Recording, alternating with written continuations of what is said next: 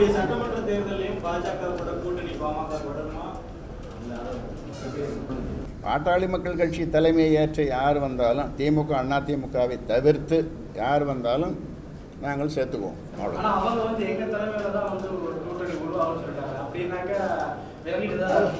அது மாதிரி இதுனா அவங்க தலைமையில் ஒரு கூட்டணி அமையும், எங்கள் தலைமையில் ஒரு கூட்டணி அமையும்ன்றது தான் அதனுடைய அவங்க சொல்கிறதுனுடைய கருத்து. அதுதான். இல்லை, உங்களுடைய நடவடிக்கை எப்போதுமே திமுகவிலோ அதிமுகவிலோ வந்து எப்போதுமே நீங்கள் தான் முடிச்சுட்டு வரவில்லை, இல்லை நீங்கள் உங்களுக்கு வாசா இருக்கக்கூடிய ஒரு கண் இருந்தது. ஏன் இந்த கூட்டணி மட்டும் நீங்கள் மெதுவான போக்கு இல்லை மென்மையான போக்கை கடைபிடிக்க விமர்சிக்கிறீங்க தவிர உங்களை அவங்க வந்து அவங்க தரப்பில் கூட்டணிங்கிறாங்க தவிர நீங்கள் அதே கூட்டணி நீடிக்க வேண்டியதுக்கு காரணம் இல்லை. அதுதான் விரைவில் எங்களுடைய மீண்டும் பொதுக்குழு கூடி இது சம்பந்தமான முடிவை நாங்கள் விரைவில் உங்களுக்கு அறிவிப்போம். அன்புமணி ராமதாஸ் அவர்களுக்கு அமைச்சர் பதவி கொடுக்காதது இல்லாத உங்களுக்கு வந்து ஒரு வருத்தம் இருக்கா? ஏதோ ஒரு வருத்தம் கொஞ்சம் கூட கிடையாது. அதாவது எங்கள் கட்சியில் ஒருத்தர் பொதுக்குழு இதில் சொன்னார். என்ன சொன்னார்னா, அவர் அமைச்சரானால் நாட்டுக்கு நல்லது, அமைச்சர் ஆகலைன்னா கட்சிக்கு நல்லதுன்னார். அமைச்சர் ஆகலைன்னா கட்சிக்கு நல்லதுன்னார். ஆனால் நாங்கள் என்ன ஏற்கனவே முடிவு பண்ணோம்னா, அவர் அமைச்சர் ஆகக்கூடாது, அப்படியே அவங்க அழைப்பு கொடுத்தாலும் அமைச்சர் ஆகக்கூடாது என்று தான் நாங்கள் முடிவு பண்ணியிருந்தோம். அதனால் இப்போ நீங்கள் என்ன நினைக்கலாம், கொடுக்காதனால இப்போ இவர் சொல்கிறார், ராமதாஸ் சொல்கிறார் அப்படின்னு நீங்கள் சொல்லலாம். அது இல்லை. கோட்சேக்கு வந்து சிலை வைக்க அனுமதித்தால் அப்சல் குருக்கு மணிமண்டபம் கட்டுவோம் அப்படின்னு சொல்லிட்டு தமிழகத்தில் சில அமைப்புகள்லாம் கிளம்பியிருக்காங்க. இதை பற்றி எல்லாம் இஸ்லாமிய அமைப்பு கிளம்பியிருக்காங்க. இது எந்த மாதிரியான ஒரு போலரைசேஷன், எந்த மாதிரியான ஒரு அபாயம் நினைக்கிறேன்? இந்த மாதிரி கோட்சேவுக்கு இது இது கட்டுறது, சிலை வைக்கிறது போகிறதெல்லாம் இதெல்லாம் அனுமதிக்கவே முடியாது. இந்த மாதிரி பேச்சையே அனுமதிக்க முடியாது. இவர்கள் பேரில் கடுமையான வழக்கு தொடரும். சுப்ரீம் கோர்ட் ஒரு அன்டியூ இன்ட்ரெஸ்ட் வந்து ஜெயலலிதாவுடைய கேஸ்ல காட்டுது அப்படின்னு சொல்றீங்க. எந்த அடிப்படையில் அந்த கன்க்ளூஷனுக்கு நீங்க வந்திருக்கீங்க sir? What is your understanding? நீங்கள் மீடியாவில் வந்தது தான் இப்போ நடந்தது, அங்கே நடந்ததனுடைய விசாரணையினுடைய இதை வச்சு தான் சொல்கிறேன். வேறு 1996ஆம் ஆண்டு தொடரப்பட்ட இந்த சொத்து குவிப்பு வழக்கு 18 ஆண்டுகளுக்கு மேல் ஜெயலலிதா இழுத்தடித்தார். 185 முறை ஆயுதம் வாங்கினார். சொத்து வழக்கில் தண்டிக்கப்பட்டு எந்த பதவியையும் வகிக்க தகுதியற்றவர் என்று அறிவிக்கப்பட்டுள்ள நிலையில்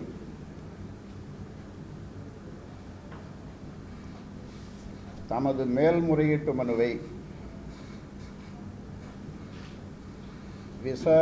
விரைவாக விசாரித்து தீர்ப்பளிக்க வேண்டும் என்று ஜெயலலிதா துடிக்கிறார். இதற்கு என்ன காரணம் என்பதை ஜெயலலிதா தான் சொல்ல வேண்டும். தம்மிடம் உள்ள பணம், அதிகாரத்தை கொண்டு சட்டத்தை வளைத்து விடலாம் என்று ஜெயலலிதா நினைத்தால் அது நடக்காது. 96ஆம் ஆண்டுக்கு பிறகு ஜெயலலிதாவும் அவருடைய தோழியினுடைய உறவினர்கள் திருந்தினார்களா என்றால் இன்று வரை திருந்தவில்லை. அதன் பிறகு ஜெயலலிதாவுக்கு நெருக்கமாக உள்ளவர்களாலும் அவர்களின் குடும்பத்தினராலும் பல 100 கோடிக்கு சொத்துக்கள் வாங்கி குவிக்கப்பட்டிருப்பதாக தெரிகிறது. குறிப்பாக ஜெயலலிதா தொலைக்காட்சி 1999இல் தொடங்கப்பட்டது. சசிகலா குடும்பத்தினரின் கட்டுப்பாட்டில்தான் இது இருக்கிறது. தொடங்கும்போது ஒரு சேனல் மட்டும் இருந்தது, இப்பொழுது 4 சேனல் இருக்கிறது.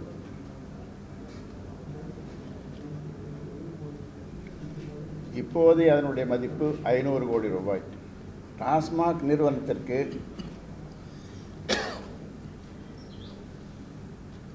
அதிக அளவில் மதுவை வழங்குவது கோல்டன் மிடாஸ் மது ஆலை. இந்த ஆலை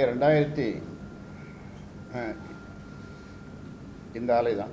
இதில் 2012-13 ஆண்டில் இதனுடைய வருமானம் 12-13ஆம் ஆண்டில் இதனுடைய வருமானம் 1077 கோடி. இந்த நிறுவனம் 2002ஆம் ஆண்டு தொடங்கப்பட்டது. சசிகலா உறவினர்கள் இதை நடத்தி வருகிறார்கள்.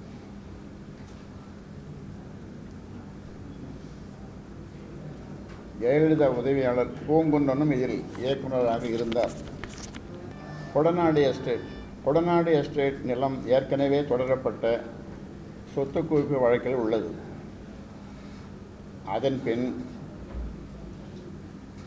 அங்கு பல கோடி செலவழித்து மாளிகைகள் கட்டப்பட்டுள்ளன. அதன் பிறகு 2 ஹெலிபேட் கொடநாடு டீ எஸ்டேட்டில் ஒரு ஹெலிபேட், கிரீன் டீ எஸ்டேட்டில் ஒரு ஹெலிபேட், 2 ஹெலிபேட் அங்கு கட்டப்பட்டிருக்கிறது. சசிகலா உறவினர்களால் எண்ணற்ற புதிய நிறுவனங்கள் தொடங்கப்பட்டிருப்பதாகவும் 96க்கு பிறகு தெரிகிறது.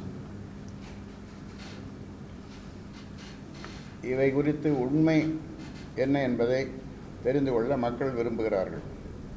96ஆம் ஆண்டுக்கு பிறகு ஜெயலலிதாவும் அவருடன் இருப்பவர்களும் குவித்த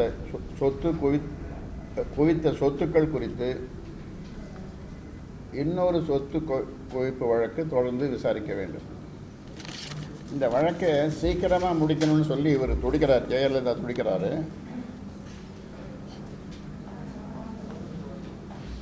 2001 டான்சி வழக்கில் ஜெயலலிதா அப்பொழுது போட்டியிட முடியவில்லை. செப்டம்பர் 7 மனு தாக்கல் செய்திருந்தார். 2001 செப்டம்பர் 7 மனு தாக்கல் செய்திருந்தார். அப்பொழுது இந்த உயர்நீதிமன்ற தலைமை நீதிபதி பரூச்சா, உச்சநீதிமன்ற நீதிபதி பரூச்சா அதை தள்ளுபடி செய்தார். விரைவாக விசாரணைக்கு சீக்கிரமாக விசாரிக்கணும்னு சொல்லி மனு தாக்கல் செய்தால் தள்ளுபடி பண்ணார். அதே மாதிரி சென்ற ஆண்டு தலைமை நீதிபதியாக உச்சநீதிமன்ற தலைமை நீதிபதியாக இருந்த லோதா அவர்கள் மோடி சொல்லியிருந்தார், அதாவது நாடாளுமன்ற உறுப்பினர்களுடைய இந்த மாதிரியான குற்றச்சாட்டுகள் அதை விரைவாக விசாரிக்கணும்னு சொல்லியிருந்தார்.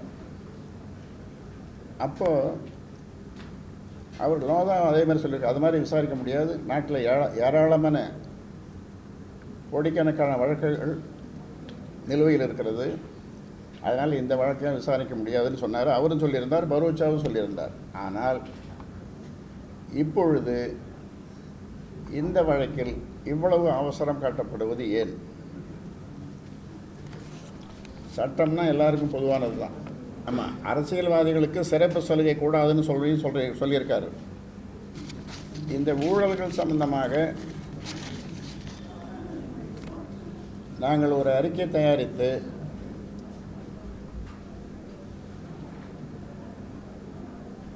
தமிழக ஆளுநரை சந்தித்து கொடுக்க இருக்கிறோம்.